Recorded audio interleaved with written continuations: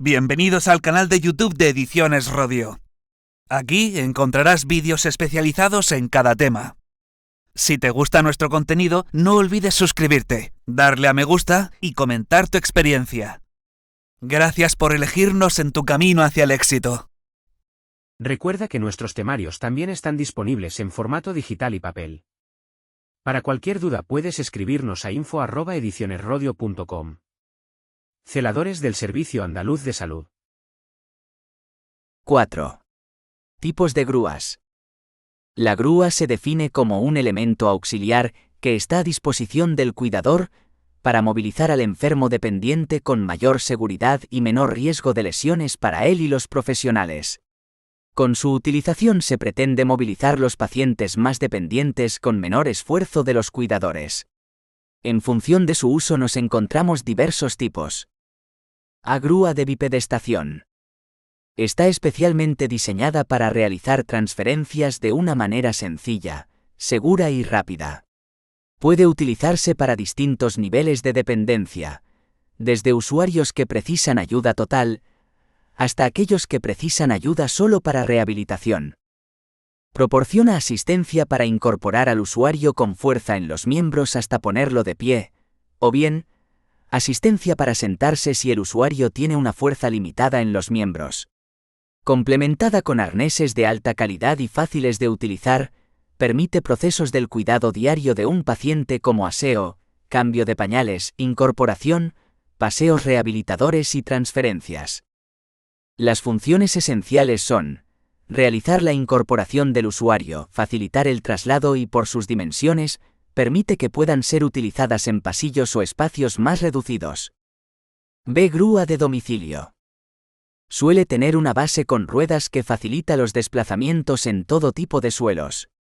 Tiene una apertura de las patas ajustables para facilitar el acceso bajo la cama o la silla y empuñadura para guiar el elevador, lo que facilita el manejo y el control. Puede funcionar a batería, lo que le da una mayor autonomía y comodidad. Está indicada para pesos de hasta 175 kilogramos. Su reducido tamaño permite que se pueda desmontar, lo que facilita su almacenamiento y o transporte. C. Grúa de hospital o residencias. Son grúas de más alto nivel y prestaciones. El cuidador dispone de más espacio libre para acercarse y trabajar con el paciente.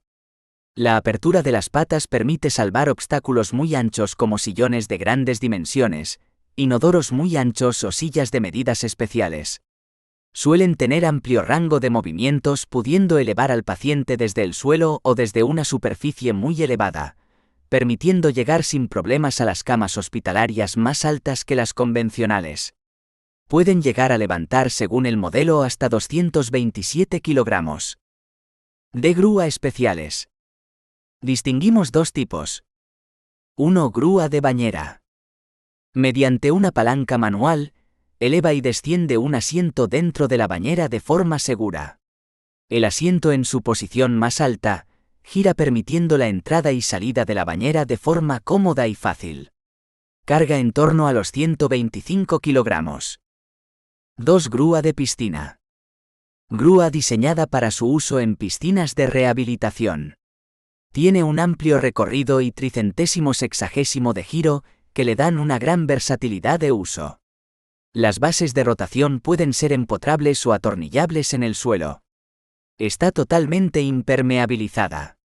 Pueden ser utilizadas con sillas o con camillas y permite unos 185 kilogramos de carga. 5. Accesorios para el traslado. Como ya hemos mencionado anteriormente, la industria de la ortopedia y el material sanitario ha creado una enorme diversidad de accesorios para que, con su uso junto al accesorio principal, nos resulte más fácil todos y cada uno de los movimientos y transferencias a realizar con el enfermo. A. Accesorios para grúas. 1. Arnés para grúa. Diseñado para realizar las transferencias con seguridad y comodidad, tanto para el paciente como para el cuidador. Los que tienen forma de U han demostrado ser los más útiles y fáciles de manejar. Para reducir la presión en la parte de las piernas, se presenta acolchado, lo que proporciona una mayor comodidad en el paciente. Está disponible en varias tallas. Algunos poseen la particularidad de regular la inclinación quedando el paciente como si estuviera en una hamaca. Otros modelos poseen reposacabezas indicados para usuarios que tienen un control limitado de la cabeza, tronco y cadera. Ve accesorios para sillas. 2 accesorios de fijación. Cinturón abdominal y abdominal perineal. Evita el deslizamiento de la persona en la silla de ruedas y hace de contención. 3 arnés chaleco con y sin pieza perineal. Es un peto ajustado a la parte posterior de la silla. 4 arnés sujeción de muñeca. Puede utilizarse en una o ambas manos en cama, silla o sillón, evitando la libertad de las manos, al fijarlo de forma más o menos firme. 5 arnés sujeción de tobillo. Similar al anterior para utilización en los tobillos. C sistemas de transferencias para sillas. 1 disco giratorio. Facilita el giro para transferencias a la cama, el coche o la silla de ruedas. Soporta un peso máximo de 125 kilogramos. 2 silla de transferencias plegable. Puede ser portátil mediante una bolsa de transporte que facilita su manejo y transportabilidad. 3 tabla de transferencia curva. Es de forma curvada para salvar las ruedas grandes de las sillas. Sus cantos redondeados y las superficies lisas permiten deslizarse cómodamente sobre ella. 4 tabla de transferencia flexible. Permite a los asistentes transferir y colocar a los pacientes sujetándolos por detrás o por debajo, según la situación. 5 bolsa auxiliar. De material impermeable se puede colgar de los puños en la parte trasera de la silla. Posee cremallera y compartimentos múltiples, así como bandas reflectantes para la seguridad vial. Otra modalidad es la bolsa situada bajo el asiento. Supone una alternativa más segura, pues no altera el centro de gravedad de la silla. 6 reposacabezas plegable. Se monta fácilmente sobre la silla y se pliega al cerrar esta sin necesidad de desmontarlo. D accesorios para la cama. 1 ruedas. Muy útiles en el movimiento de la cama y traslado del paciente. Debe tener su correspondiente sistema de frenado que habrá que comprobar con cierta regularidad. 2 barandillas. Es un elemento de seguridad fundamental en aquellos usuarios que lo precisen. 3 estribo o trapecio.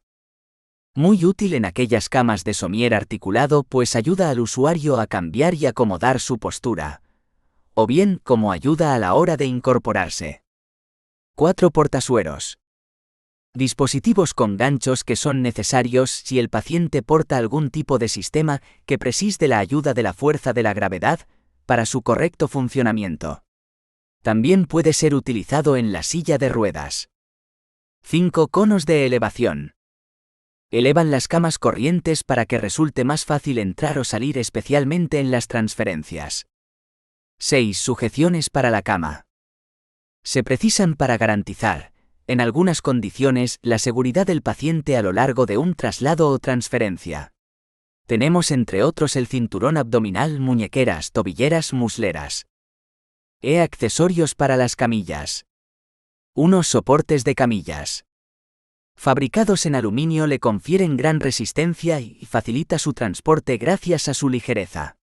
Se pliegan en forma de fuelle por lo que ocupan poco espacio permitiendo transportar más cantidad. Poseen un sistema de anclaje superior que permite adaptar cualquier tipo de camilla. 2 flotadores para camillas nido. Sistema de flotación diseñado para proporcionar estabilidad y flotación a la camilla. Se sujetan a la camilla mediante 8 correas. 3 atalaje para camilla nido. Se usa para la suspensión de la camilla en posición horizontal y vertical. Se componen de una cuerda de nylon y mosquetones con sujeción de acero. 4 bancada. Plataforma para la instalación de la camilla. Está dotada de anclaje trasero y cable tirador. Dispone de una rampa abatible para facilitar el acceso de la camilla. 5 portacamilla. Permite el desplazamiento lateral y el movimiento de elevación y descenso, para facilitar la carga de la camilla en la ambulancia. El sistema se acciona manualmente de forma mecánica e incluye anclaje trasero para la camilla. 6,2. Técnicas de sujeción y de traslado. Para la correcta sujeción terapéutica de un enfermo, debemos usar una serie de materiales dedicados especialmente para ello, y seguir una serie de consejos o recomendaciones que nos ayuden en el correcto uso de la técnica inmovilizadora. Tras una correcta inmovilización, en aquellos pacientes que lo precisen, se puede proceder con todas las garantías a un correcto traslado del paciente. 1. Materiales y técnicas utilizados para la inmovilización y la sujeción terapéutica en la cama y en camilla. La inmovilización física se realiza con los equipos actuales de contención mecánica homologados. Existe una amplia gama de materiales para la inmovilización y sujeción de los enfermos a la cama. Aquí vamos a detenernos en analizar los de uso más frecuente. A muñequeras y tobilleras. En función del sistema de cierre distinguimos. Con velcro. Suelen estar acolchadas con lo que absorben mejor la presión. Sus materiales suelen ser hipoalergénicos. Permite un fácil y buen ajuste, así como una apertura rápida. Permite liberar al paciente sin desatar las cintas del bastidor de la cama. Se colocan en las muñecas y tobillos del paciente, dejando caer las cintas a ambos lados de la cama. Se ajusta y se fija bien con el cierre de velcro, y se tensa y anudan las cintas a ambos lados del bastidor de la cama. Con anillas. No ejerce presión sobre muñecas y tobillos, esto le hace ser más confortable y mejorar su tolerancia por parte del paciente. Sus materiales suelen ser hipoalergénicos. Previene lesiones cutáneas por maceración y abrasión. Se colocan en muñecas y tobillos del paciente con la anilla hacia el exterior. Se ajusta y se fija con el cierre de velcro, y se pasa la cinta de sujeción por la anilla con una doble vuelta. Se anuda al bastidor de la cama. Cierre magnético o con imanes.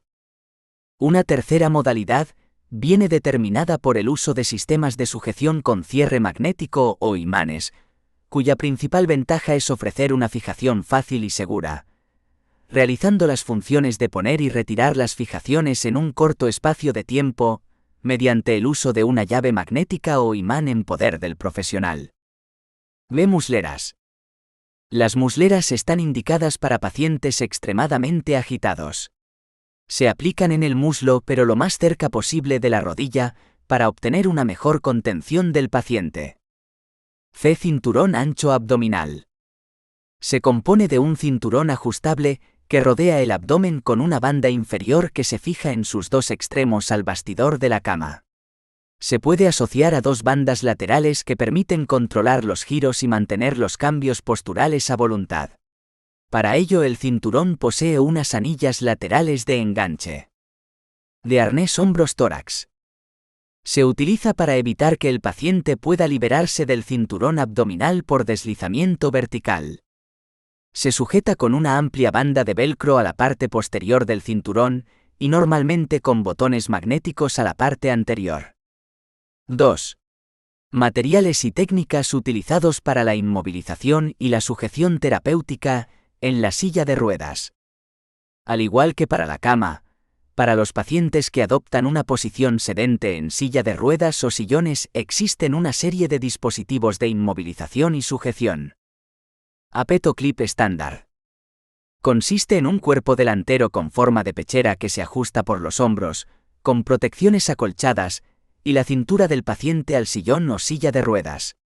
La sujeción se efectúa mediante 4 cintas con cierres clips tipo mochila, que parten del hombro y la cintura y se abrochan en la parte posterior del asiento. Es un sistema de sujeción cómodo y eficaz, limpio y fácil de instalar. Ajusta sin oprimir en exceso. Una modalidad del peto estándar es el perineal, que añade en la parte inferior una pieza acolchada para apoyo perineal, de cuyo extremo parte una cinta que se pasa entre las piernas para abrocharla en el disco de cierre de la parte posterior de la silla. Esta sujeción está indicada para pacientes que, por su inestabilidad, tienen tendencia a inclinar el cuerpo hacia adelante y a resbalarse del asiento de la silla. Peto velcro estándar. La base es un largo cinturón acolchado que rodea por la cintura al paciente y la silla de ruedas y se fija con velcro en la parte posterior, asegurándose con una hebilla corredera para evitar que se suelte. La parte superior consta de un peto en forma de pechera que sujeta el tórax, acolchado en los hombros y dos tirantes que se cruzan en la espalda y se abrochan al cinturón con hebillas de plástico de anclaje rápido.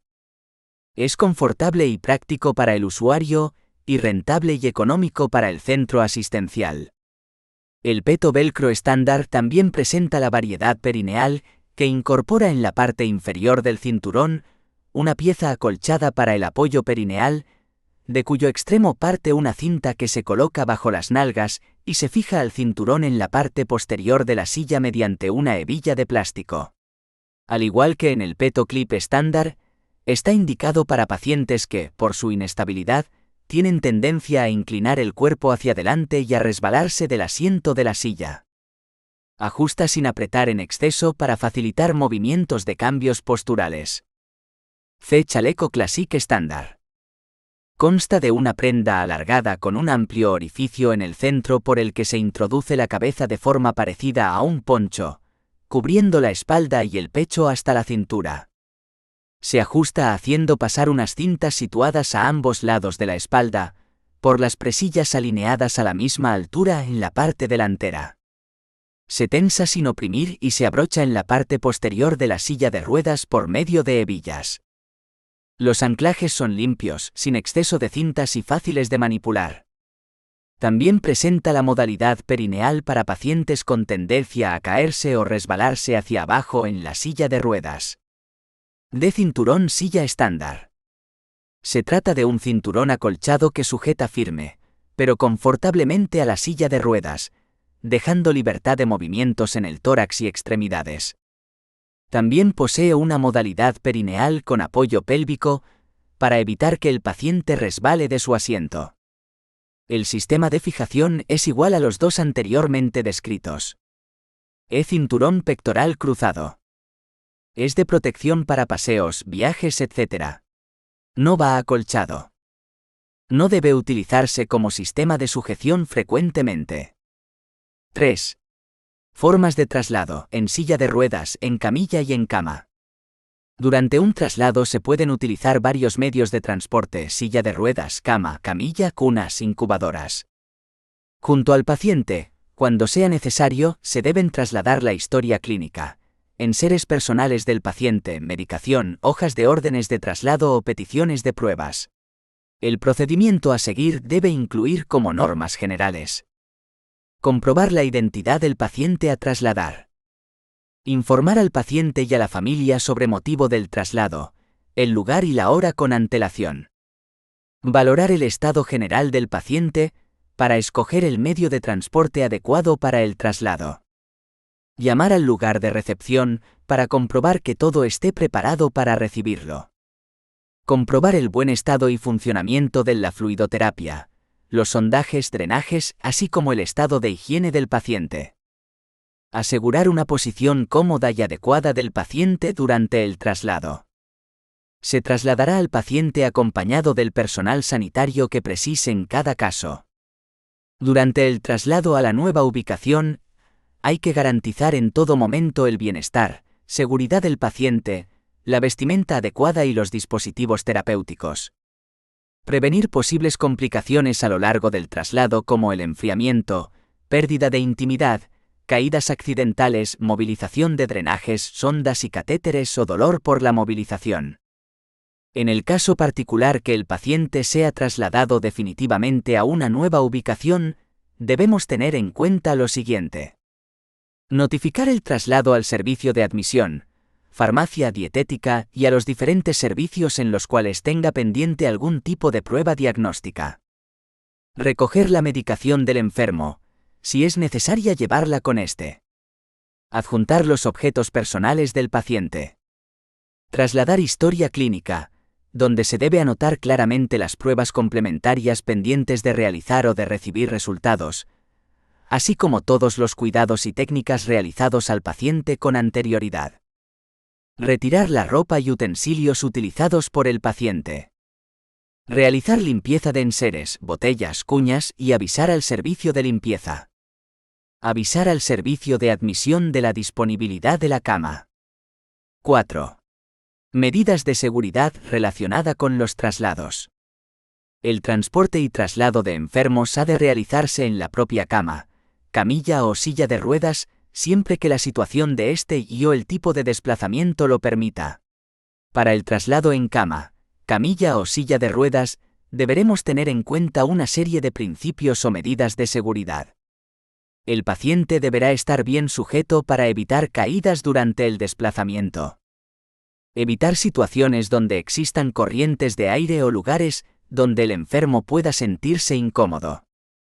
La cama o camilla deberá empujarse desde la cabecera, de forma que los pies del paciente sean los que vayan iniciando el camino. De igual forma la silla de ruedas se empujará desde atrás, agarrándola por las empuñaduras. Cuando hay que bajar rampas con cama o camilla, hay que situarse a los pies de esta, caminando hacia atrás de forma que el paciente mire hacia nosotros. Si el paciente va en silla de ruedas, bajaremos la rampa tirando de la silla hacia atrás, de forma que el paciente mire en la misma dirección que nosotros.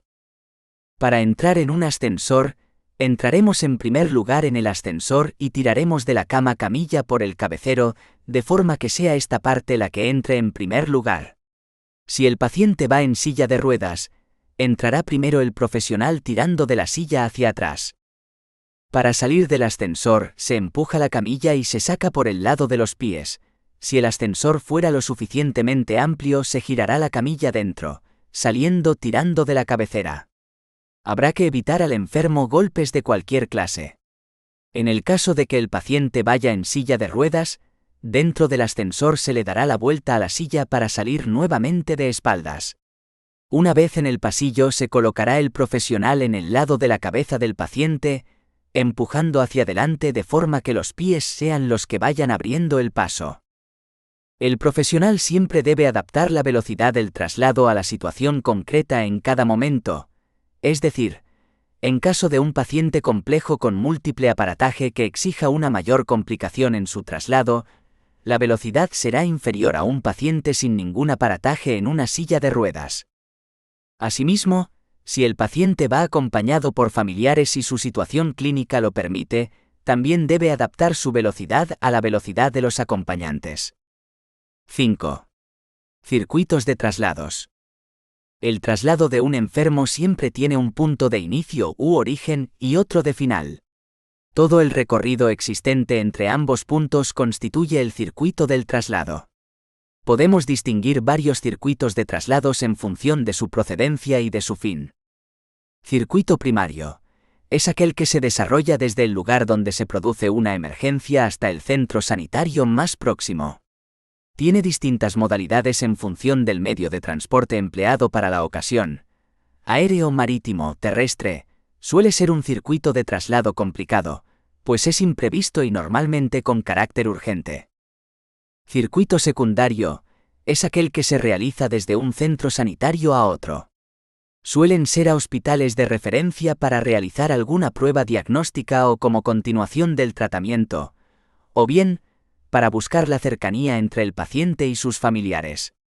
Suelen ser circuitos de traslados previstos y sin carácter de urgencia. Se suelen hacer con pacientes estables y con conocimiento previo tanto del centro de origen como del de destino. Circuito terciario. Es aquel que se realiza dentro del mismo centro sanitario. Es posiblemente el más frecuente, pues incluye cualquier tipo de traslado para cambiar al paciente de ubicación dentro del centro, para la realización de cualquier prueba diagnóstica o terapéutica, etc. La mayoría de estos circuitos de traslados son previsibles y programados, sin embargo hay un porcentaje de ellos que se realizan de forma urgente e imprevista por un agravamiento en la salud del enfermo. 6,3. Transporte sanitario, ambulancia UV móvil, helicóptero. Definimos el transporte sanitario como aquel que se realiza para el transporte de personas enfermas, accidentadas o por otra razón sanitaria en vehículos especialmente acondicionados al efecto. Su principal objetivo consiste en proporcionar a los enfermos que acuden a cada centro sanitario aquellos medios diagnósticos y terapéuticos más adecuados a su problema médico, independientemente o no de que estén disponibles en dicho centro sanitario. Tipos de transporte. Existen distintas clasificaciones según 1. El tipo de enfermo. Críticos. Enfermos con riesgo actual o potencial para la vida de forma inmediata o prolongada, por compromiso de las funciones vitales. Grave no crítico. Enfermos con procesos patológicos que no entrañan riesgo vital, pero que produce alteraciones de las funciones orgánicas importantes con peligro de secuelas. No grave. Enfermos con procesos patológicos que no entrañan riesgo vital, ni produce insuficiencia orgánica relevante. 2. La urgencia vital para el enfermo. De emergencia. Se ponen en marcha en el mismo momento en el que se detecta el problema médico, y se debe realizar con prioridad absoluta y sin demora, debido al riesgo vital que supone para el enfermo el retraso en el diagnóstico y tratamiento. Urgentes. Se realizan por patologías que entrañan riesgo vital o alteración de la función orgánica grave para el enfermo, pero su tratamiento puede iniciarse en el centro emisor, por lo que el traslado puede demorarse hasta 6 horas. Se pone en marcha tras establecer una indicación diagnóstica o terapéutica sobre la patología que origina el traslado, o tras concertar una cama con el centro al que se remite, y una vez estabilizadas las funciones vitales del enfermo. Demorables. No precisan una activación inmediata de los sistemas de transporte.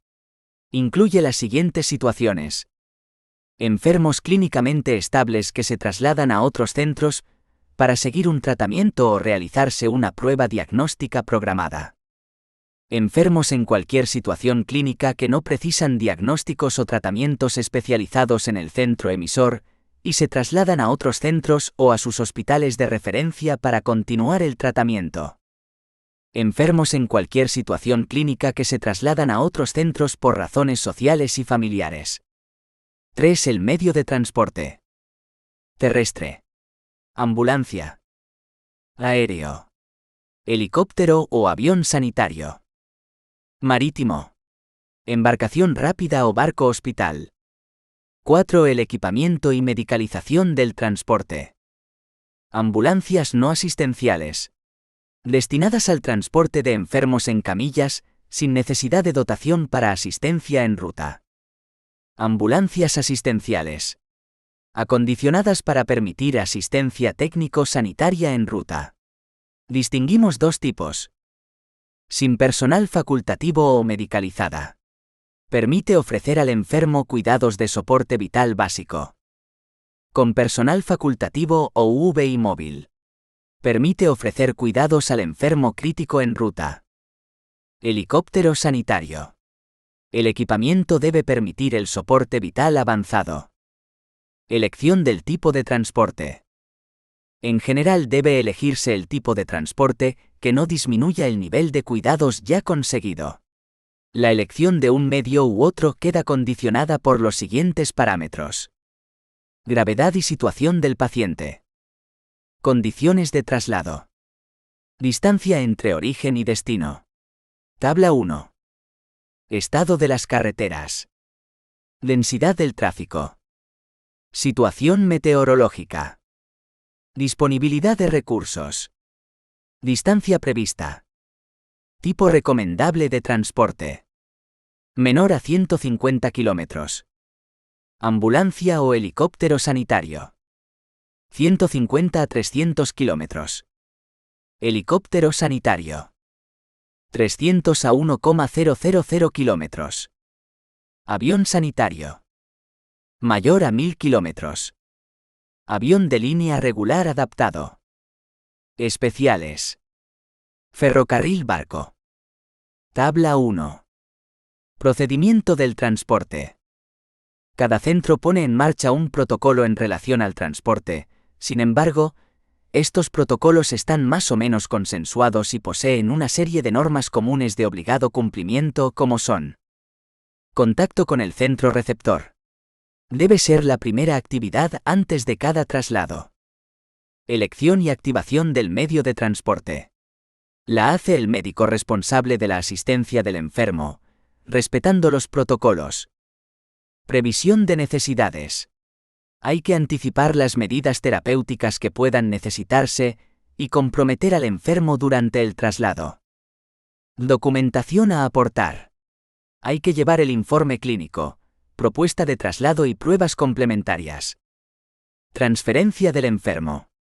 Consiste en el transporte propiamente dicho, y durante ella se debe garantizar la estabilidad y evitar complicaciones.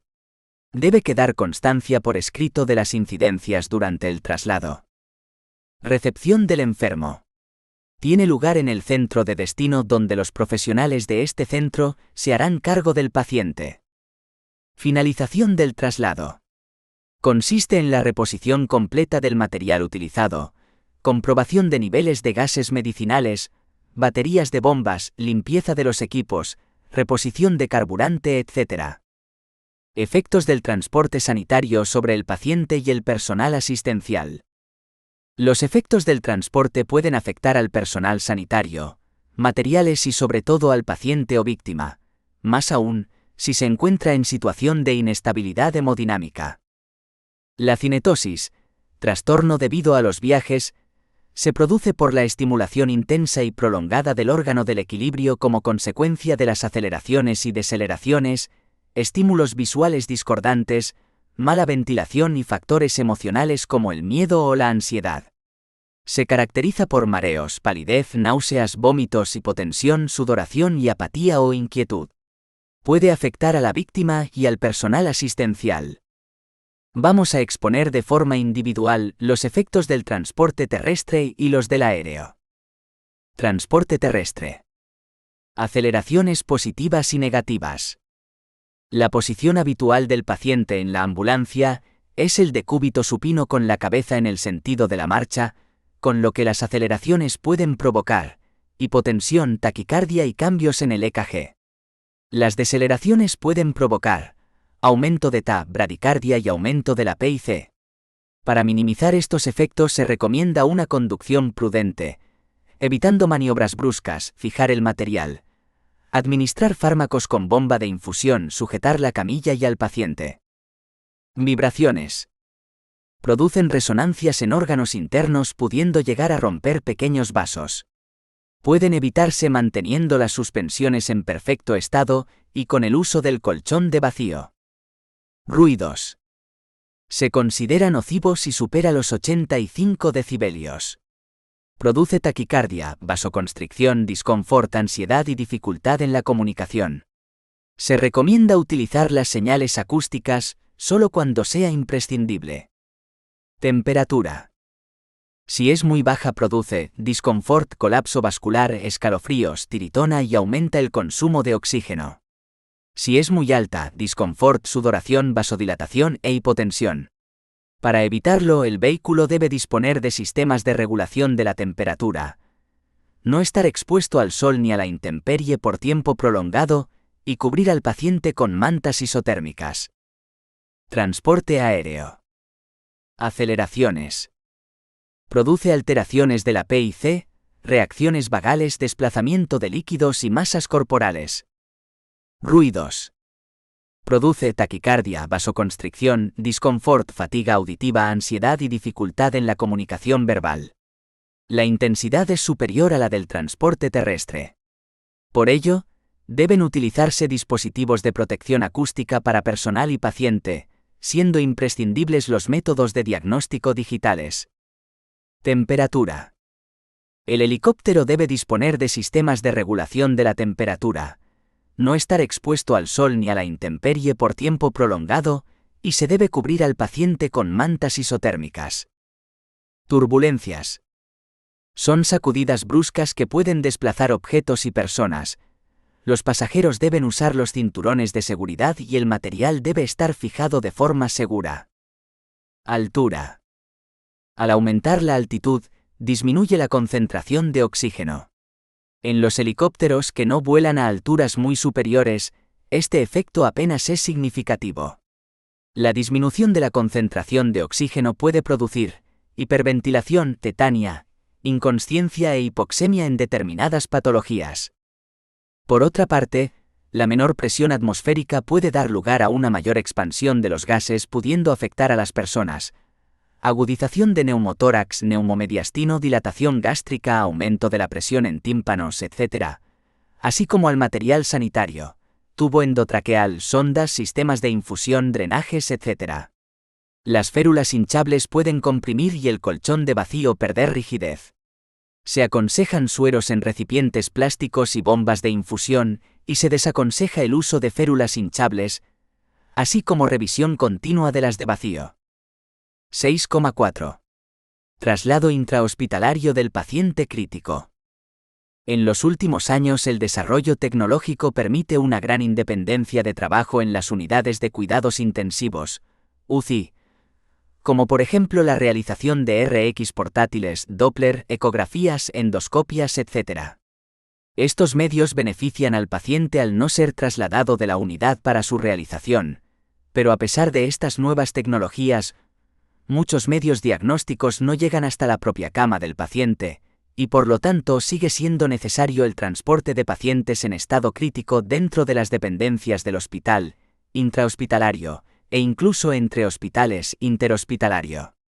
No debemos olvidar que la finalidad del transporte del enfermo crítico no se debe únicamente a la realización de pruebas diagnósticas, TAC, RMN, angiografías, etc. También debemos tener en cuenta el traslado de este tipo de paciente desde urgencias y quirófano hasta la propia UCI. El transporte intrahospitalario de pacientes críticos lo definimos como el movimiento de pacientes en situación crítica dentro del propio hospital, que puede originarse desde las distintas áreas del mismo y cuya finalidad es la realización de pruebas diagnósticas y o terapéuticas que no se pueden realizar en UCI a pie de cama.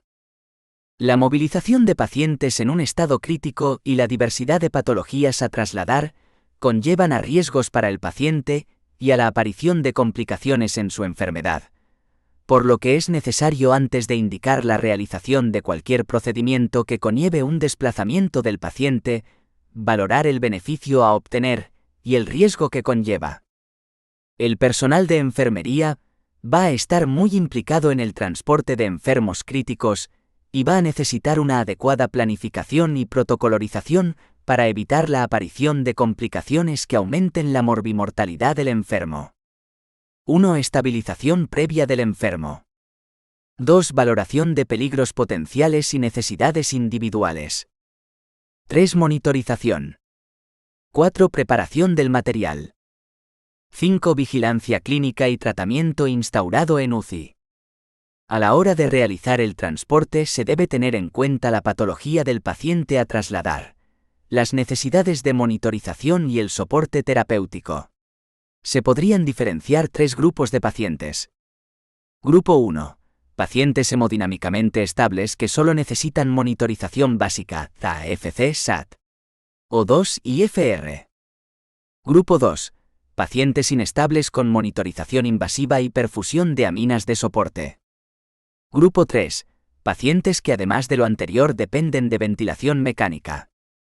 El transporte intrahospitalario e interhospitalario es una práctica habitual en las unidades de críticos, sobre todo para la realización de pruebas diagnósticas que no llegan a la cama del paciente, lo cual justifica la necesidad de elaborar de un protocolo de actuación que unifique criterios y evite riesgos durante el mismo. La realización del transporte por un equipo cualificado y entrenado, junto con una buena monitorización, reduce las posibles complicaciones que puedan aparecer durante el mismo. 1. Fases del transporte intrahospitalario. La puesta en marcha del transporte intrahospitalario es muy similar a la del interhospitalario, aunque con algunas diferencias. A. Son enfermos conocidos por el personal de UCI. B. El tiempo del traslado en menor, lo que disminuye los riesgos, y C. Existe una mayor capacidad de intervención y rapidez terapéutica al no salir del propio hospital. Existen 3 fases en la realización de un transporte intrahospitalario. 1. Fase de preparación. 2. Fase de transporte. 3. Fase de regreso y estabilización en la unidad. Fase de preparación. Determinar el personal que participará en el traslado y sus funciones: enfermera, médico auxiliar de enfermería, celador. Informar del procedimiento y su utilidad al paciente si está consciente, e incluso entregarle consentimiento informado. De no ser así, contactar con la familia si no se trata de una intervención urgente. Identificar adecuadamente al paciente si es posible con pulseras. Si el paciente requiere movilizarse en el lugar de destino, por ejemplo para pasar a la mesa de TAC, es conveniente colocar bajo el enfermo sábanas o rodillo que facilite su movilización. Confirmar con el médico las perfusiones, medicación, etc., que se van a mantener o necesitar durante el traslado, y suspender o salinizar aquellas que no sean imprescindibles hasta que se regrese a la unidad.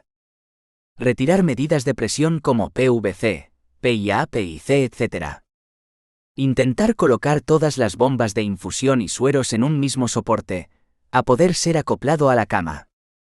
Si el paciente estuviera con nutrición enteral, suspender y dejar sonda nasogástrica a bolsa.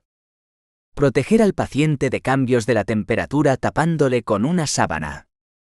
Importante para la enfermera revisar las fijaciones de vías, tubo endotraqueal, drenajes, etc., para evitar retiradas accidentales durante su transporte. Revisar mochila de transporte. Comprobar el estado y autonomía del material necesario, cargas de baterías, bala de O2, nivel de llenado de bolsas de orina y drenajes, perfusiones. Comprobar el ciclado del respirador, y llevar siempre balón de resucitación con mascarilla para posibles extubaciones o complicaciones con el respirador. Comprobar funcionamiento del monitor, fijar los límites de alarmas y calibrar transductores de presión arterial. Cerrar y sellar aquellos sistemas de drenaje de los que podamos prescindir. En pacientes con drenajes con aspiración tipo Pleurevac no es necesario pinzar el tubo. Basta con desconectar la aspiración o incluso si es menos molesto colocar válvula de Heimlich. Pinzar colectores de orina, para impedir reflujo a la hora de movilizar al paciente. En pacientes intubados una actuación de enfermería sería aspirar secreciones antes de iniciar su traslado, para evitar complicaciones por acumulo de secreciones. Anotar constantes previas al traslado para poder valorar posteriormente la repercusión de este sobre el paciente.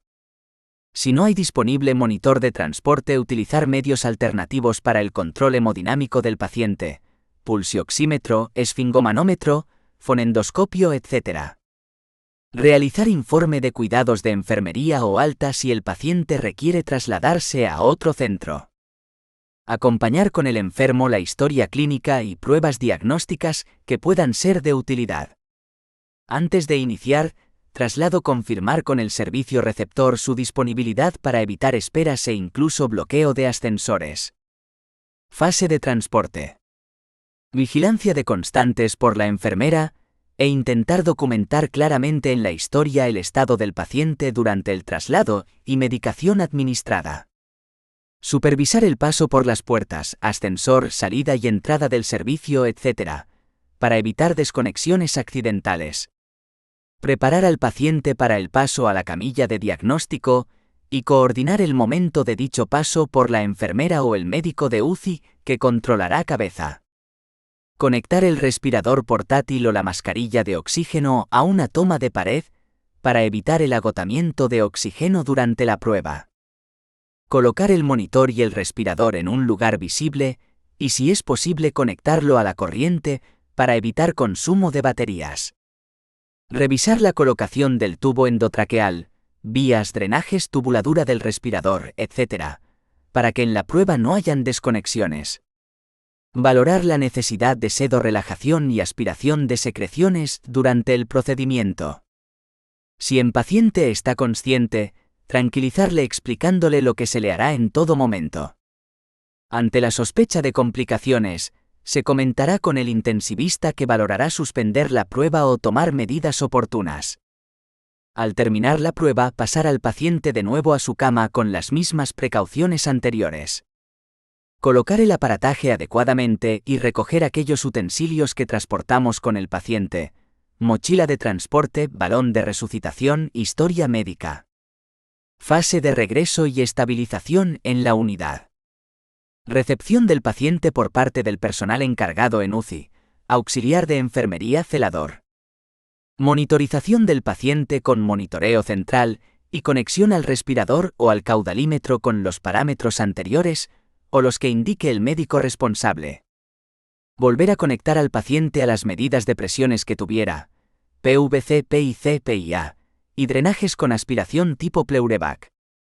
Reinstaurar las perfusiones de las que prescindimos a la hora de realizar el traslado. Toma de constantes a la llegada al servicio. Reiniciar nutrición enteral suspendida para el traslado. Revisar vías, tubo orotraqueal, sonda vesical que no esté pinzada, drenajes, etc.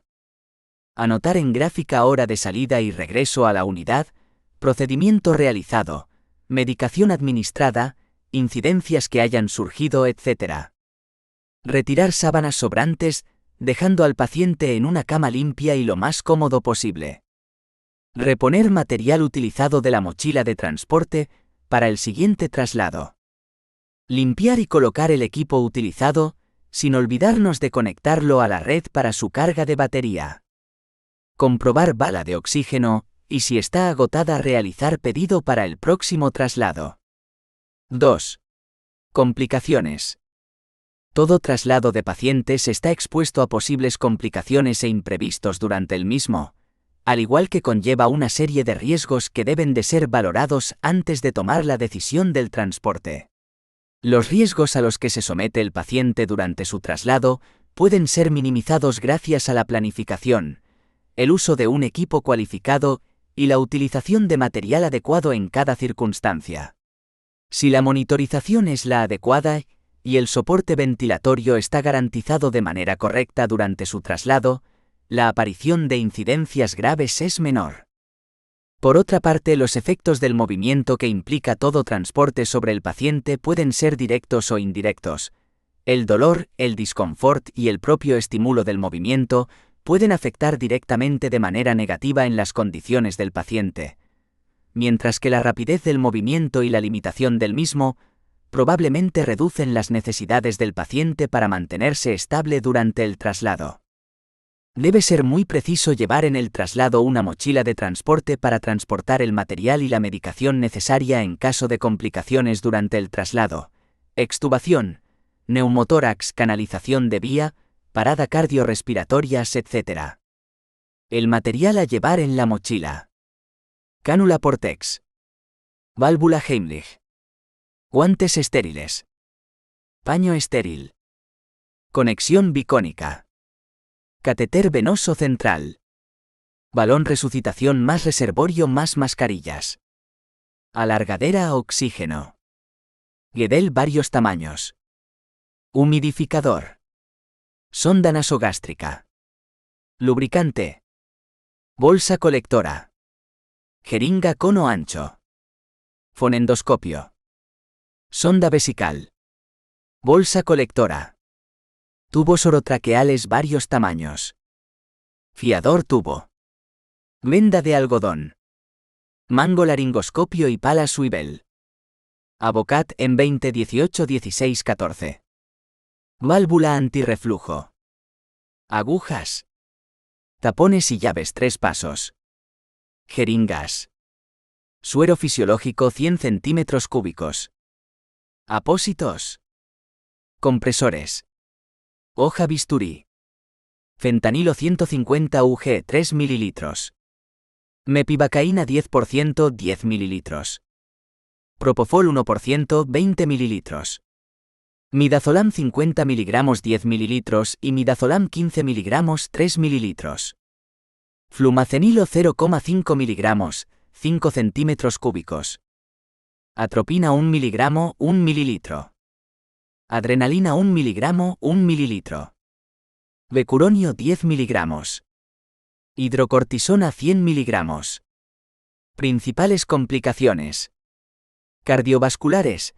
Arritmias, alteraciones de la presión arterial por discontinuidad en la infusión de forma accidental o por cambios en la frecuencia cardíaca y respiratoria como resultado de la ansiedad, dolor o mala sedación.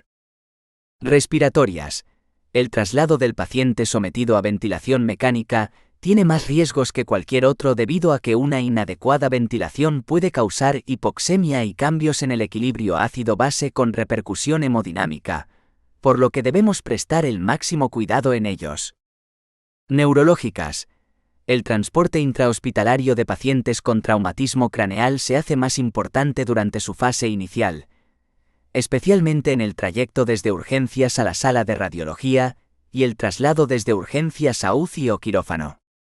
Sin olvidar las anteriores complicaciones que influyen negativamente en la patología del paciente y que llevan más al campo médico, el personal de enfermería está expuesto a imprevistos que surgen durante el traslado del paciente y que pueden deberse a una mala planificación del traslado, como puedan ser acodamiento u obstrucción de las tubuladuras del respirador, fallo en el equipo de monitorización y dispositivos utilizados en el transporte, agotamiento de baterías en el monitor, respirador o bombas de infusión, agotamiento de la bala de oxígeno, desconexiones accidentales de catéteres, drenajes, vías centrales, tubo orotraqueal, sondas vesicales, etc. Esperas en hall, ascensores o sala de radiología. Agotamiento de perfusiones de aminas drogodependientes. Consideraciones especiales. Por citar algunos de los imprevistos y consideraciones especiales que el personal de enfermería debe de tener en cuenta a la hora de realizar un traslado, sería, por ejemplo, resonancia magnética, en la que se debe de evitar la entrada de metales en la sala, pulseras, anillos, relojes, gafas, etc., tanto del paciente como del propio personal, y tener en cuenta de que no sean portadores de marcapasos transcutáneos o válvulas cardíacas metálicas. En pacientes con ventilación mecánica, deberemos de conectarlos al respirador que está situado en la propia sala. Pacientes con aislamiento respiratorio o de contacto, y sobre todo aquellos cuyo microorganismo patógeno sea multiresistente, en los debemos de extremar las medidas de precauciones universales y la utilización de bata, mascarilla, gorro, calzas y guantes. Además, comunicaremos al servicio que recibe el paciente para que estén preparados. Avisaremos al jefe de celadores para bloquear un ascensor y utilizarlo únicamente para ese traslado y ese paciente. Por lo tanto, no podrá ser utilizarlo por nadie hasta que el paciente vuelva a UCI, y avisaremos al servicio de limpieza para que limpien el ascensor según protocolo y vuelva a poder ser usado. 7. Posiciones anatómicas básicas. Cuando movemos alguna parte del cuerpo, no siempre tenemos conciencia del movimiento, ni de la zona que debemos mover, ni hacia dónde debemos encaminar la acción. Es importante saber que todo el cuerpo siempre está listo para cualquier movimiento. Asimismo que la acción se va a efectuar en la etapa preparatoria del movimiento depende sobre todo de las impresiones y representaciones ópticas en relación con la experiencia.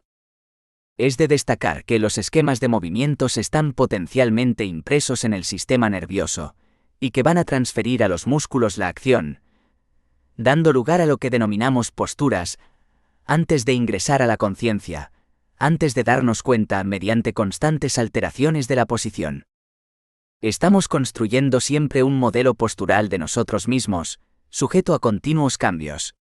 Cada postura o movimiento nuevo queda registrado sobre este esquema figurativo, y la actividad de la corteza pone a cada nuevo grupo de sensaciones provocadas por la alteración de la postura en relación con aquel modelo postural. El modelo postural de nuestro cuerpo se halla relacionado con el modelo postural de los demás. Así como nuestras emociones y acciones son inseparables de la imagen corporal, del mismo modo las emociones y acciones de los demás son inseparables de sus cuerpos. El sistema nervioso es quien dirige los movimientos del cuerpo. Estos movimientos y desplazamientos pueden realizarse gracias al aparato de sostén, formado por el esqueleto, articulaciones y los músculos. 7,1. Principales posiciones corporales. Existen diversas posiciones básicas del paciente, considerándose a todas aquellas posturas o posiciones que el paciente puede adoptar en la cama, camilla, mesa de exploraciones o quirúrgicas, etc., que son de interés para el manejo del paciente por el personal sanitario y de manera especial por el celador. Los pacientes pueden adoptar diferentes posiciones y con ello, se persiguen distintos fines como son: colaborar en la exploración y diagnóstico médico, permitir una intervención quirúrgica. Según cuál sea el área operatoria, el paciente se encontrará en una posición u otra. Ayudar en el tratamiento de una enfermedad. Conseguir la comodidad del paciente. Evitar complicaciones resultantes de encamamiento, inmovilización prolongada y aparición de las úlceras por presión. A medida que se van describiendo las posiciones más conocidas en la colocación del paciente, se describirán sus aplicaciones en cirugía. 1. Posición de decúbito supino o dorsal. En la posición anatómica el paciente permanece con las manos a cada lado del cuerpo, brazos extendidos, pulgares de aducción y manos de pronación. La cabeza se mantiene erecta y los pies dirigidos hacia adelante. Las rodillas y los dedos en ligera flexión. El enfermo se encuentra acostado sobre su espalda con las extremidades en extensión, las superiores pegadas al cuerpo y las inferiores juntas. El paciente en decúbito supino o dorsal descansa sobre su espalda, con la cabeza y los hombros ligeramente elevados, para lo cual bastará una pequeña almohada. La curvatura lumbar se sostendrá mejor con otra almohada. Si el paciente no tiene apoyo para los muslos, estos tienden hacia la rotación externa. 2 toallas enrolladas apretadas contra las caras externas de los mismos por debajo del trocánter femoral conservarán alineados los miembros inferiores. Las rodillas deberán estar en ligera flexión para lograr la máxima comodidad. Esto se consigue colocando una almohada debajo de los muslos, inmediatamente por encima del hueco popliteo. En el decúbito supino o dorsal los pies tienden a la flexión plantar. Esta flexión, de ser prolongada, puede ocasionar caída del pie péndulo, con contracción involuntaria de gemelos y sóleo. Es la posición con o sin almohadas más usual, al menos inicialmente hasta que se tenga establecido el diagnóstico. También se utiliza en la exploración del abdomen, piernas y pies, así como para la palpación de las mamas en mujeres. Indicaciones. Examen de tórax, abdomen, miembros superiores e inferiores. Postoperatorio. Estancia en la cama. Cambios de posición. Palpación de las mamas. Contraindicaciones. Ancianos. Enfermos con problemas pulmonares. Enfermos de larga duración o crónicos. Pueden colocarse almohadas en distintas zonas del cuerpo del paciente para favorecer su alineamiento. Debajo del cuello y hombros, para evitar la hiperextensión del cuello. Debajo de la zona lumbar, un pequeño cojín, para mantener la curvatura anatómica. Colocar una toalla enrollada lateralmente bajo las caderas y muslos, evitando la rotación externa del fémur. Debajo del tercio inferior del muslo, para elevar el hueco popliteo. Debajo de la parte inferior de las piernas, para elevar los talones. Para conseguir la relajación de las paredes musculares abdominales, también se usa esta posición de decúbito dorsal. El paciente se encuentra, al igual que en el caso anterior, acostado sobre su espalda y con los miembros superiores extendidos junto al cuerpo. En esta posición, las extremidades inferiores se hallan flexionadas por la rodilla y están ligeramente separadas. Las plantas de los pies están apoyadas sobre la cama. 2. Posición de decúbito dorsal en cirugía. En quirófano es la más utilizada. Sus indicaciones principales son cirugía abdominal, vascular, en cara, en cuello, así como para abordajes axilares e inguinales, entre otros. Los principales efectos fisiológicos de la misma en el enfermo son: reducción de la ventilación por compresión abdominal sobre el diafragma, acentuado si se administra anestesia general, por las modificaciones del tono muscular diafragmático y abdominal. Riesgo de atelectasia, al poderse cerrar la vía aérea pequeña. A nivel circulatorio, solo se destacarían los efectos de la posición en decúbito supino en enfermos obesos, con ascitis, tumoración abdominal o en embarazadas.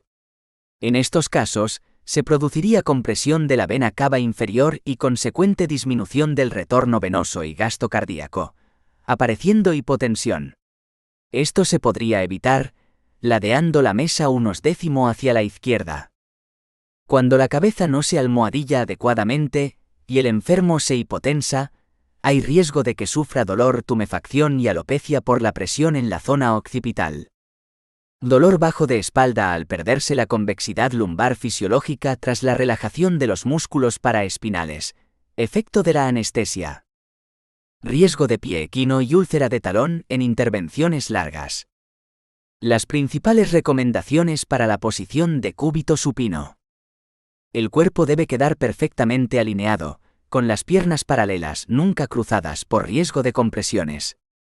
El brazo de la venoclisis debe apoyarse en su soporte correspondiente, pero cuidando que nunca la abducción sea superior a los 90, por riesgo de lesionar el plexo braquial. El brazo contrario se intentará descansar en otro soporte igual, o en su defecto sujeto al arco de anestesia perfectamente protegido y vigilando también la abducción. Uso de almohadillas bajo la cabeza y la zona lumbar. Si la intervención se prolonga, realizar cambios posturales de la cabeza. Protección de talones de la presión sobre la mesa, con una almohadilla.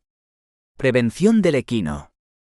Vendaje compresivo ascendente, para mejorar el retorno venoso, dependiendo de las características del enfermo e intervención. Si existe obesidad, ascitis, tumoración abdominal o embarazo, ladear la mesa unos décimo hacia la izquierda, por ejemplo con una cuña que eliminaría la posible obstrucción, o en todo caso utilizando el mando automático. 3. Posición de decúbito prono o ventral. En esta posición el paciente descansa sobre su abdomen y pecho, con la cabeza inclinada hacia un lado.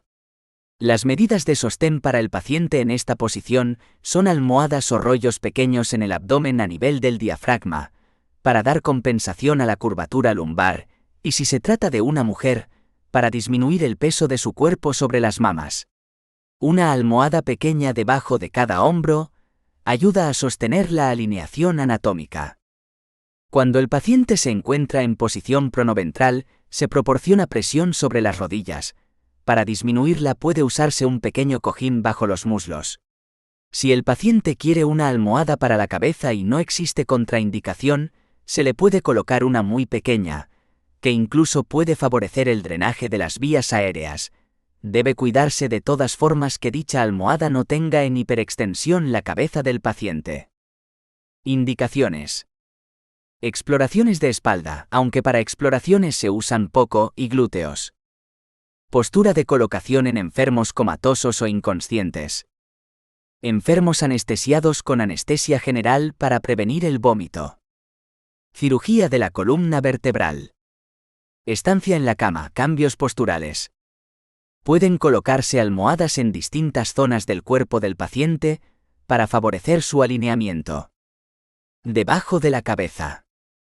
Colocación de un pequeño cojín bajo el diafragma para evitar la hiperextensión de la curvatura lumbar, la presión excesiva en las mamas y facilitar la respiración. Debajo del tercio inferior de las piernas, para disminuir el rozamiento en los dedos de los pies. 4. Posición de decúbito prono en cirugía. Es la posición quirúrgica más problemática, tanto por su difícil colocación como por los efectos fisiológicos que conlleva. De hecho, algunos la califican como la posición menos fisiológica que existe, sin olvidar el manejo imposible de las vías respiratorias para el anestesista. Las intervenciones principales en esta posición se realizan sobre el recto y columna vertebral. Los principales efectos fisiológicos de la misma en el enfermo son: dificultad para mover la caja torácica por su propio peso, con el consiguiente riesgo de insuficiencia respiratoria grave. Dificultad para mover el diafragma por el contenido abdominal y por el propio peso del tórax. Compresión de la vena cava inferior, disminuyendo el gasto cardíaco y aumentando la PVC. Este hecho va a provocar un estasis venoso abdominal, pudiendo quedar retenido gran cantidad de anestésico en todo el árbol vascular peritoneal. Se han descrito casos de parada respiratoria en el postoperatorio inmediato, al salir repentinamente dicho anestésico al torrente circulatorio, hecho a tener en cuenta principalmente en ancianos y enfermos de alto riesgo. También por el estasis, El retorno venoso de las extremidades inferiores se dirige por vías que ofrecen menor resistencia, como por ejemplo a través del plexo venoso de la columna vertebral, plexo de Batson, fenómeno que puede causar mayor sangrado durante la cirugía de la médula espinal. Congestión a nivel de la cabeza. La rotación de la misma y el cuello puede producir isquemia por oclusión de la carótida o las arterias vertebrales. Una rotación de octogésimo de la cabeza puede ocluir por completo la arteria vertebral contralateral, con graves consecuencias si se sospecha enfermedad arterial cerebral o arteritis, ya que al estar los vasos parcialmente ocluidos por aterosclerosis, pueden sufrir isquemia, trombosis o ictus embólico. Las principales recomendaciones para la posición de cúbito prono. Es fundamental empezar reseñando que para adoptar esta posición es necesario voltear al enfermo, una vez que ha sido anestesiado en posición supina. Para ello, son necesarias al menos 6 personas que deben efectuar esta maniobra de forma coordinada y cooperativa. Es esencial evitar la torsión de los miembros y mantener la cabeza estrictamente alineada con el tronco durante el movimiento. Las manos del paciente deben protegerse del peso del cuerpo que cae sobre ellas. Cabeza. En el caso de pacientes con una anatomía vascular intacta, la cabeza se ladea descansándola en una almohada, ya que en estos se produce una compensación al aumentar el flujo cerebral a través de la arteria vertebral opuesta o el polígono de Willis. Sin embargo, si se trata de un enfermo con antecedentes de patología arterial cerebral, tendremos que utilizar el soporte reposacabezas almohadillado en forma de herradura, que soporta la periferia de la cara sin presionar los ojos. Tronco. Para aliviar la presión sobre el tórax y abdomen pondremos 2 rodillos almohadillados debajo del tórax a la altura de las axilas y otros 2 a nivel de las palas ilíacas. Estos últimos no deben comprimir los vasos femorales. El rodete debería formarse doblando paños no arrugados. Los requisitos de un buen rodete axilar serían: suficientemente grueso y no debe ser compresible, de forma que el tórax quede separado suficientemente y el hombro completamente descargado. Suficientemente largo para servir de soporte a la anchura anteroposterior del tórax. Suficientemente ancho para repartir la presión sobre varias costillas. Colocarse ligeramente caudal a la axila, para evitar la compresión de las estructuras neurovasculares axilares. Brazos. Se colocan sobre 2 apoyabrazos con máximo cuidado, evitando hiperextensiones y caídas. Protección adecuada de los codos. Miembros inferiores. Se protegen las rodillas y los pies evitando el roce de los dedos con la mesa. Se elevará la parte inferior de las piernas, favoreciendo el buen drenaje, siempre y cuando esto no moleste en la intervención. Evitar presiones en las mamas de las mujeres y en el aparato genital masculino. Otras posiciones de prono en cirugía. Se usan varias posiciones similares al decúbito prono tradicional, la postura de Kraske y postura de laminectomía. Postura de Kraske. Es la posición también conocida como de navaja y es una modificación de la prona. Sus efectos fisiológicos son similares a esta última y al Trendelenburg. La mesa se quiebra a nivel de la cadera en un ángulo variable, moderado a severo, dependiendo de las necesidades quirúrgicas.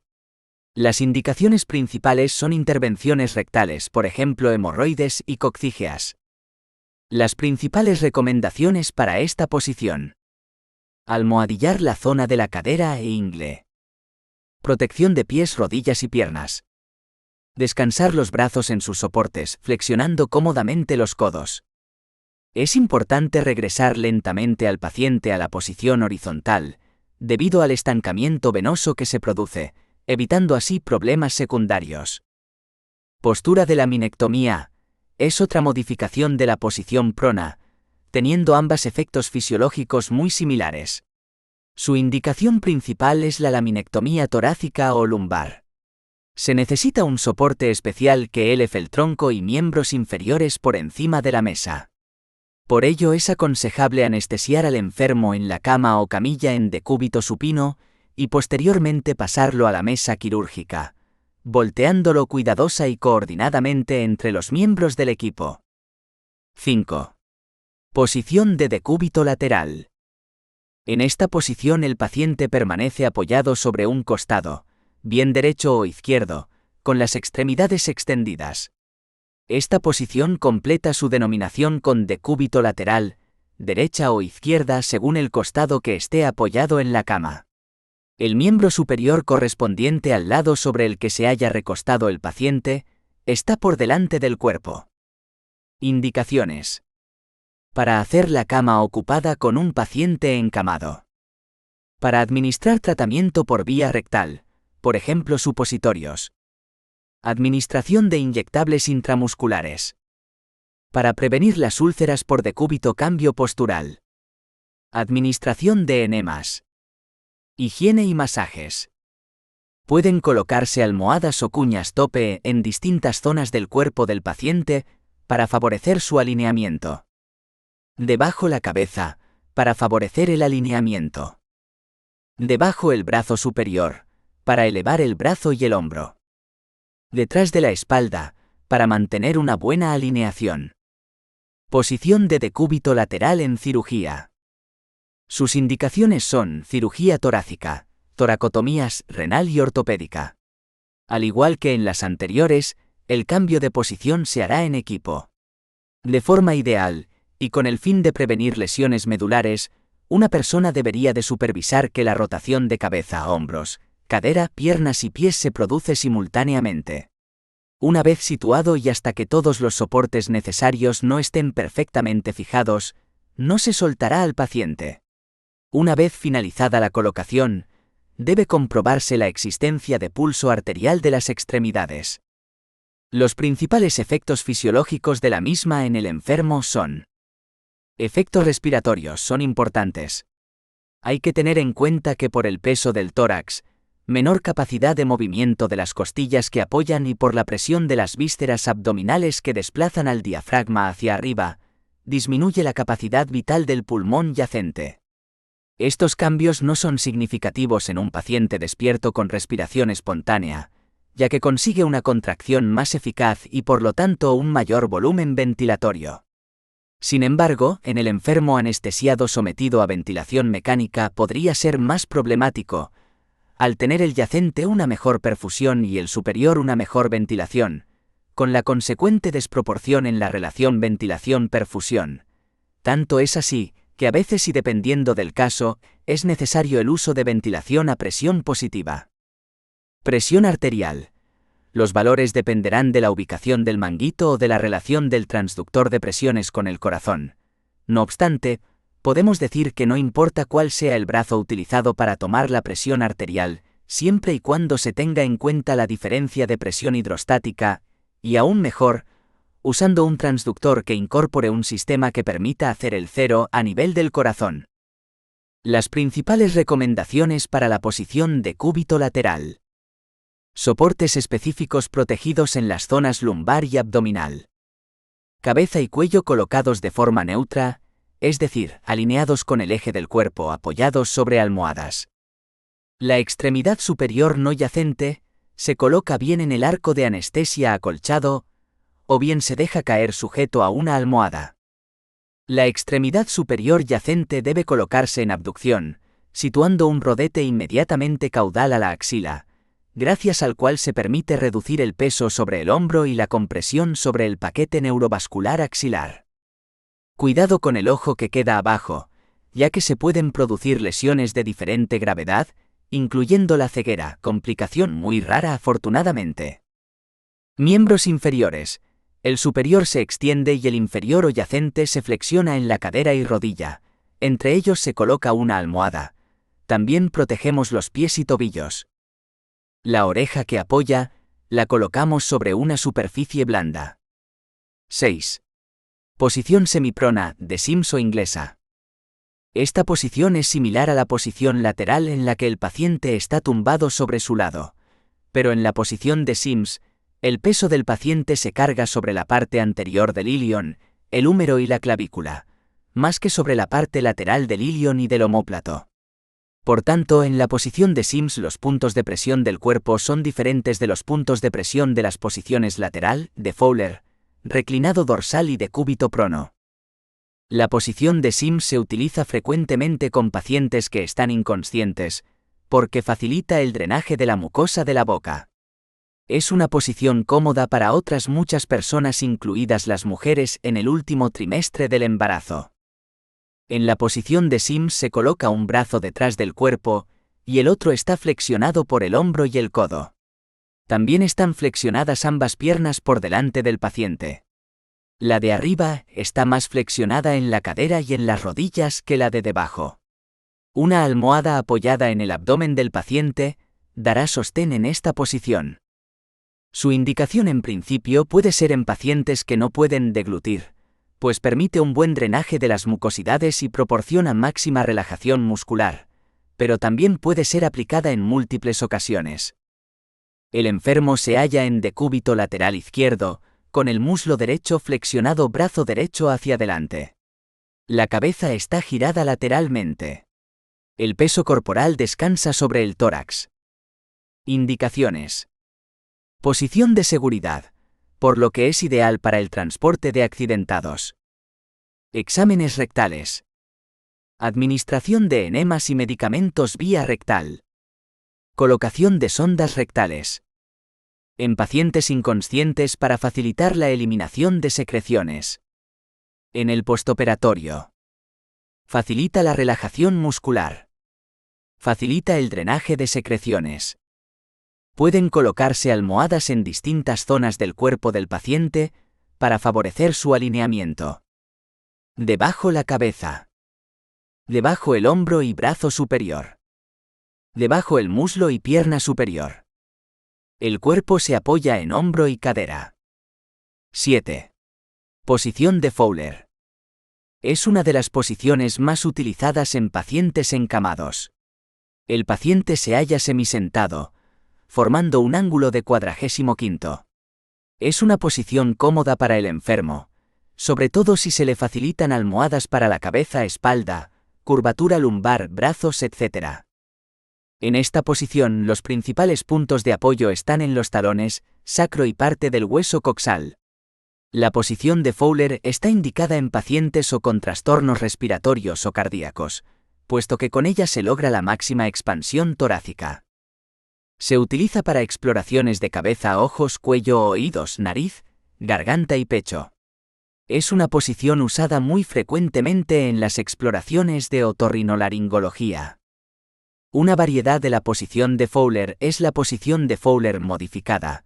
Básicamente es la misma que la anterior. La diferencia estriba en el arqueamiento de la articulación de la rodilla, y este hueco relleno con una almohada o doblando la cama si es posible. También se modifica la posición de Fowler, cuando el paciente una vez sentado se inclina y reposa sobre una mesa de cama o varios almohadones. Esta última modificación se emplea en algunas patologías respiratorias. Proporciona fuerza supletoria para exhalar el aire inspirado. Estando el enfermo en decúbito supino, se levanta la cabecera de la cama a unos 50 centímetros, y así la espalda apoyada sobre la cama formará un ángulo de 45° con la horizontal. Las extremidades inferiores estarán flexionadas por la rodilla, y se puede colocar una almohada bajo ellas. Esta posición se puede emplear en algunos enfermos cardíacos, que así estarán más cómodos. Indicaciones. Posición muy empleada en las exploraciones de otorrinolaringología.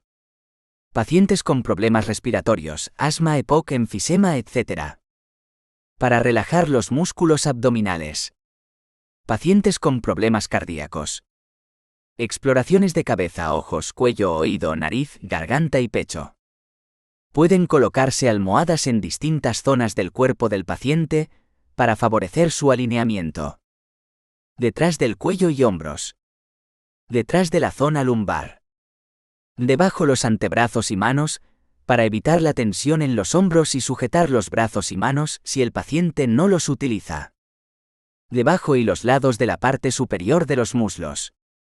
Debajo el tercio inferior de los muslos. Debajo los tobillos para elevar los talones. En caso de posición Fowler alta, la posición de la cabecera de la cama está elevada 90° respecto a los pies. Y la posición semi-Fowler, la elevación es de 30. Existe también la posición Fowler modificada, que consiste en poner al paciente misma forma que en el caso anterior, pero modificando la posición de los miembros superiores, las manos, que deben estar colocadas más elevadas que los codos. Esto se consigue apoyando las manos sobre una mesa de comer, por ejemplo. Está indicada en enfermos cardíacos para facilitar la circulación venosa o de retorno. 8. Posición de Trendelenburg. El enfermo se coloca como en decúbito supino, sobre una cama o mesa inclinada 45° respecto al plano del suelo. La cabeza del paciente está mucho más baja que los pies. Se utiliza esta posición en cualquier situación en que se requiera aumentar el riego sanguíneo del cerebro y en algunas intervenciones quirúrgicas. En esta postura hay que colocar a los pacientes con shock. Una variedad de esta posición es aquella en que el enfermo está en decúbito supino con el cuerpo inclinado, la cabeza más baja que el tronco y las extremidades inferiores flexionadas por la rodilla. Es importante que las caderas estén más altas que el tórax. Se utiliza para aplicar lavados vaginales. El paciente se encuentra en decúbito supino sobre una cama o mesa inclinada, de modo que la cabeza está a un nivel inferior que los pies. Una variedad de esta posición es aquella en que el enfermo está en decúbito supino con el cuerpo inclinado, la cabeza más baja que el tronco y las extremidades inferiores flexionadas por la rodilla, de forma que las piernas cuelguen del extremo superior de la mesa. Para ello es necesario bajar una sección ajustable que existe en los pies de la mesa. Un empleo de esta posición es en aquellas situaciones en que es necesario que fluya sangre al cerebro, como ante un síncope. Indicaciones. Mejora de la circulación cerebral sanguínea. Lipotimias o síncopes. Conmoción o shock. Para el drenaje de secreciones bronquiales. Evitar las cefaleas después de una punción lumbar. Hemorragias. Cirugía de los órganos pélvicos. Posición de Trendelenburg en cirugía. En esta posición el enfermo en decúbito supino se inclina en la mesa, de forma que la cabeza esté más baja que el tronco. Suele ser una inclinación de 45°, aunque debido a las posibles complicaciones por la misma, principalmente secundarias a las bandas de sujeción que frenan su desplazamiento, hoy día la inclinación suele limitarse a 10°, con lo que se evita el uso de las mismas. De todas formas, sería recomendable flexionar las rodillas a nivel de la articulación de la mesa para prevenir presión sobre nervios y vasos. Las indicaciones principales son intervenciones en la parte inferior del abdomen o de la pelvis, gracias al desplazamiento cefálico del contenido abdominal. Los principales efectos fisiológicos de la misma en el enfermo son: descenso de la presión arterial en las extremidades inferiores, que en individuos sanos se compensa por la acción de los varorreceptores, vasodilatación y bradicardia. Sin embargo, ancianos y enfermos con aterosclerosis generalizada pueden sufrir trastornos isquémicos severos postoperatorios. En pacientes cardiópatas, esta posición incrementa significativamente la PAM, presión arterial media, y la PPC, presión pulmonar capilar, con mayor demanda de la oxigenación cardíaca. Si la reserva cardíaca previa está muy disminuida, puede desencadenar una cardiopatía congestiva aguda o isquemia miocárdica. Elevación de la presión venosa yugular y de la intracraneal, con el consiguiente descenso de la presión de perfusión cerebral. 9. Posición anti-Trendelenburg, Trendelenburg inversa o de Morestin. Es como su nombre indica la posición contraria a la de Trendelenburg, es decir, la cabeza del enfermo descansa sobre la parte más elevada y los pies sobre la más baja. Se logra generalmente colocando unos tacos en las patas de la cabecera de la cama. Suele ponerse una tabla en los pies de la cama, con objeto de que no se deslice el paciente. El enfermo está inclinado en decúbito supino con la cabeza a un nivel superior que los pies. Indicaciones. Exploración radiográfica. Facilita la circulación sanguínea a nivel de las extremidades. En algunas intervenciones quirúrgicas, bocio. En caso de problemas respiratorios. En caso de hernia de hiato. Posición anti-Trendelenburg en cirugía. Partiendo del decúbito supino, inclinamos la mesa en el sentido contrario del Trendelenburg, es decir, la cabeza del paciente queda más alta que los pies. Las principales indicaciones son cirugía del tiroides, vesícula y vías biliares. No obstante, se utiliza realmente en raras ocasiones en su estado puro. Así, por ejemplo, para las tiroidectomías basta con situar un rodillo almohadillado bajo los hombros para conseguir la hiperextensión del cuello. Las principales recomendaciones para la posición decúbito lateral. Evitar un accidental deslizamiento del paciente, para lo cual utilizaríamos soportes almohadillados en los pies. Se almohadilla la nuca, curvatura lumbar y las rodillas. Por último, indicar que a nivel fisiológico no existen grandes diferencias con la posición supina. 10. Posición genupectoral o mahometana. En esta posición, el paciente adopta una posición similar a la que adoptan los mahometanos para sus prácticas religiosas, de ahí su segunda nominación, mahometana. El paciente se arrodilla apoyado sobre su pecho, poniendo las caderas hacia arriba y apoyando los hombros en la cama, así como la cabeza de forma lateral. Se emplea esta posición en los exámenes de recto y colon, así como en curaciones específicas de la zona perianal. Las rodillas estarán ligeramente separadas y los muslos perpendiculares a la cama. La cabeza estará vuelta hacia un lado y los miembros superiores colocados en la forma que desee el paciente. Esta posición se utiliza para exámenes rectales, fundamentalmente.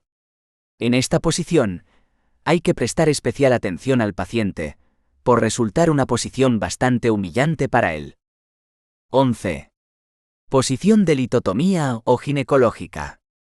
La paciente se halla acostada boca arriba, con una pequeña almohada debajo de la cabeza. Las piernas colocadas sobre los estribos, los muslos están flexionados en ligera abducción mientras que las rodillas lo están mucho más. Esta posición es utilizada en ginecología para el examen manual de pelvis, vagina, recto y para la exploración de la embarazada. Se utiliza en las intervenciones quirúrgicas de los aparatos urinario y reproductor. Es la posición a adoptar en el parto. La enferma se encuentra en decúbito supino, con la pelvis borde de la mesa. Las extremidades inferiores están separadas, con los muslos y piernas flexionadas.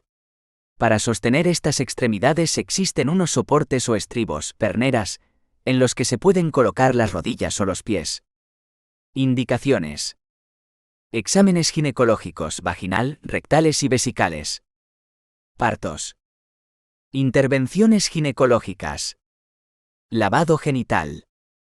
Sondaje vesical en la mujer. Examen manual o instrumental de la pelvis. Exploración de las embarazadas. Posición de litotomía en cirugía. Se utiliza en cirugía perianal, rectal, vaginal y urológica.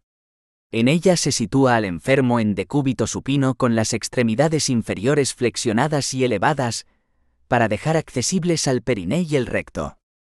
Los principales efectos fisiológicos de la misma en el enfermo son: las repercusiones cardiopulmonares serían similares a las citadas para la posición supina.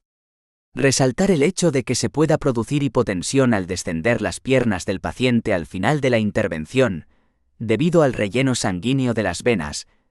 Todo ello se agravaría en caso de hemorragia importante intraoperatoria o enfermedad cardíaca previa. Compresión nerviosa periférica. Lesión del nervio ciático popliteo externo es la compresión principal. Las principales recomendaciones para la posición decúbito lateral. Colocar las piernas en las perneras a la vez. Para evitar luxaciones de la cadera, el enfermo habrá situado previamente la zona glútea en el extremo distal de la mesa, para prevenir tensión en músculos y ligamentos lumbosacros. Es fundamental el adecuado almohadillado de las perneras. Las piernas se fijan con las bandas de sujeción. Las perneras se pondrán a la misma altura y en relación con el tamaño de las piernas del paciente. Una regla: siempre las perneras a las piernas, nunca las piernas a las perneras. Fijados los miembros, se retiran los planos de la mesa, descansando el brazo de la venoclisis sobre un soporte y el contrario, bien sobre el arco de anestesia o bien bajo la zona lumbar con la palma de la mano mirando hacia abajo, para prevenir lesiones en la misma. Es importante comprobar que la pernera no hace presión sobre el hueco popliteo, ni sobre el nervio ciático popliteo externo. Al terminar la intervención es importante bajar las dos piernas a la vez y lentamente. 7,2. Aspectos generales a tener en cuenta en el posicionamiento quirúrgico. 1. Objetivos de la movilización. Entender que un posicionamiento correcto no es obra del azar. Conocer los posicionamientos más frecuentes sobre la mesa de operaciones. Comprender las posibles consecuencias de un mal posicionamiento. 2. Pautas para la movilización. Revisar que la mesa esté frenada, también la cama, y en la posición elegida. Disponer en el momento de colocar al paciente del personal necesario y saber el número necesario. Comprobar el buen funcionamiento del aparataje y dispositivos a emplear. Contar siempre con el consentimiento del anestesiólogo a la hora de hacer el traslado. Como mínimo 4 personas para realizar la movilización. Los movimientos deben de ser lentos y premeditados, para permitir el ajuste del sistema circulatorio y evitar causar lesiones y accidentes. Mantener la alineación de cuello y columna. Manejar con suavidad las articulaciones. Una abducción de un miembro más de 90 puede producir lesiones. No dejar ninguna parte del cuerpo sobre la mesa sin protección. Proteger acolchando todas las prominencias óseas. Trabajar en equipo. Alguien tiene que dirigir toda la maniobra en el traslado del paciente. 3. Criterios básicos de la colocación del enfermo anestesiado. Ningún obstáculo a la respiración, ya que puede facilitar la hipoxia. No constricciones alrededor del cuello y del tórax. No cruzar los brazos del paciente en el pecho y no apoyarse en el paciente. Ningún obstáculo a la circulación. Puede producir trastornos en la presión arterial, dificultad en el retorno venoso, formación de trombos y problemas circulatorios. Para ello debemos prevenir la presión de vasos sanguíneos periféricos. No nos debemos apoyar como si fuera una mesa. Ninguna presión sobre nervios periféricos. Se puede facilitar la pérdida de capacidad motora o sensitiva. Los sitios más frecuentes de lesión son el plexo braquial por posiciones extremas de la cabeza y brazo, comprimirse contra las prominencias óseas o la superficie de la mesa, el nervio facial, por un esfuerzo manual muy vigoroso para mantener la vía aérea permeable. El equipo en contacto con la piel debe estar correctamente acolchado. Se corre el riesgo de comprimir con la mesa los nervios radiales, cubitales, ciáticos, ciático popliteo externo. Presión mínima sobre la piel. Se puede facilitar la aparición de úlceras por decúbito. Para ello hay que acolchar el campo de contacto con las prominencias óseas, especial atención con enfermos delgados, y evitar pliegues en la piel. Especial atención con enfermos obesos. Evitar arrugas en las sábanas, mantener a los pacientes secos y no apoyarnos en el enfermo. Atender a las necesidades individuales. 7,4. Consecuencias de un mal o inadecuado posicionamiento. Por estas vamos a entender las lesiones por decúbito o traumatismos del posicionamiento. Las vamos a clasificar en dos grandes grupos. 1. Complicaciones neurológicas. Del sistema nervioso central. Cefalea occipital, secundarias a vasculitis isquémicas. Lesión del tronco cerebral, de origen isquémico. Hemorragia cerebral, hipercapnia. Del sistema nervioso periférico. Dolor bajo de espalda. Afección de nervio periférico por orden de frecuencia. Cubital, plexo braquial, radial, mediano, peroneal, femoral, tibial anterior, ciático, facial y supraorbitario. Las complicaciones neurológicas son las que aparecen con mayor frecuencia. Su diagnóstico último necesitaría de estudios electromiográficos y neurográficos. 2. Complicaciones no neurológicas. Traumatológicas. Traumatismos por pellizcamiento de zonas sacras, personal inexperto. Distensión ligamentosa. Fracturas óseas en patología ósea. Dermatológicas. Alopecia postcompresiva, de origen isquémico. Ulceraciones poscompresivas de origen isquémico. Oftalmológicas. Cardiocirculatorias. Enfermedad tromboembólica. Oclusión arterial, arteriopatía previa. Hipotensión arterial. Descompensación cardíaca aguda. La trombosis periférica constituye la complicación postoperatoria de origen circulatorio más frecuente, relacionada con el posicionamiento. Cualquier factor que obstruya o disminuya el flujo sanguíneo en las extremidades, compresión de las pantorrillas en la mesa de operaciones, predispone a una patología tromboembólica.